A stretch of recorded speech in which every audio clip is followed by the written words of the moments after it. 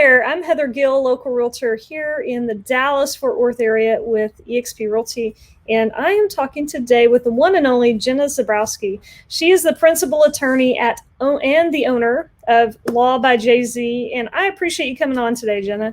I've always enjoyed it, Heather. Wonderful. We had a question come through texaselder.care, and it's about power of attorney, guardianship, and that kind of thing. So I'm in full mental control, so I don't need guardianship or a POA or power of attorney, right? What do you think about this? Well, the short answer is wrong, but let's unpack this a little bit. So there's kind of two issues here. One is the guardianship and one is the POA of attorney. Okay. Guardianship, most people think about this for their minor children if something should happen to them. However, it's also applicable for adults. If you are in a situation where you cannot make decisions for yourself, either permanently or temporarily, medically induced coma, car wreck, something happens, who's going to be in charge of you? Who's going to make those decisions for you? And a guardianship is a way to have that in place. You can have it for adults. It doesn't kick in until you need it. So it's nice to have that in your back pocket. That's a very important part of estate planning. The kind of complementary piece of that is the power of attorney. And this, again, kind of bifurcates. There's a couple of different types. One is going to be a healthcare power of attorney. So, for example, you are going in for a routine surgery and something happens. I don't know what, but someone's got to make a medical decision for you. You probably want to have that person designated. And then we know where to go and say, yes, you can remove that extra tumor that you found or something like that. Another type of power of attorney is financial. You may be in full mental control, whatever that may be, but maybe you're not going to be handling your finances, or you would like some assistance handling your finances. It's a lot to keep up with. It doesn't necessarily always go to a mental control or capacity issue. It's future planning, right? So you might want to be able to have a son or a daughter, for example, be able to sign on your checking account, maybe because you're traveling for 6 months out of the year and don't want to worry about writing a check for utilities. That could be a lot of different reasons.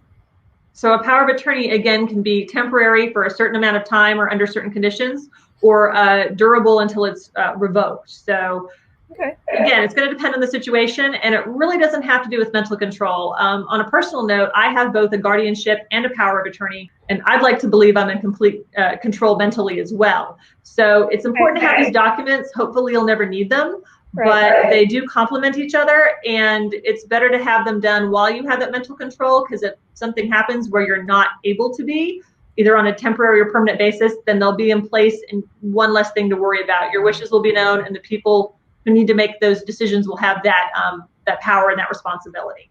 So yeah, that's definitely, you should get both of those documents, and you should do those while you are still in full mental control, is what I would suggest.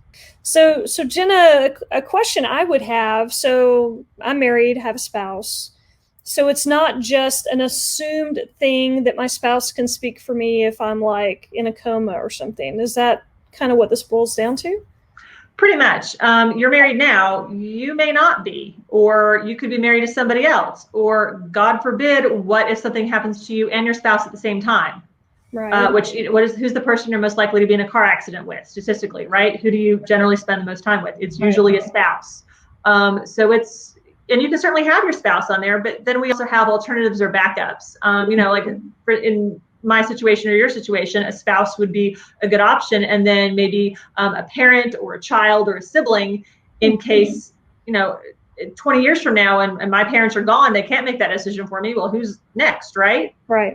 So it's just, they're a little bit difficult conversations, but they're important to have, and so that you know what's going on and there's no uncertainty. You're making it easier on yourself as well as the people who are going to be stuck making this decision. If you do not have these documents in place, the state of Texas has laws that will control this, and they will pick that person. And if you really dislike your little brother for whatever reason, and you think he'll make an evil decision, you better make plans for that, because if he's next in line, that's who's going to control under the rules. So plan for what you want, get it documented. Don't trust other people to do the right thing. Hopefully they will, but don't hope, be prepared. That's really great advice. Jenna obviously knows what she's talking about. She's a professional in this space. She can help you get all those documents put together, give you good advice on that.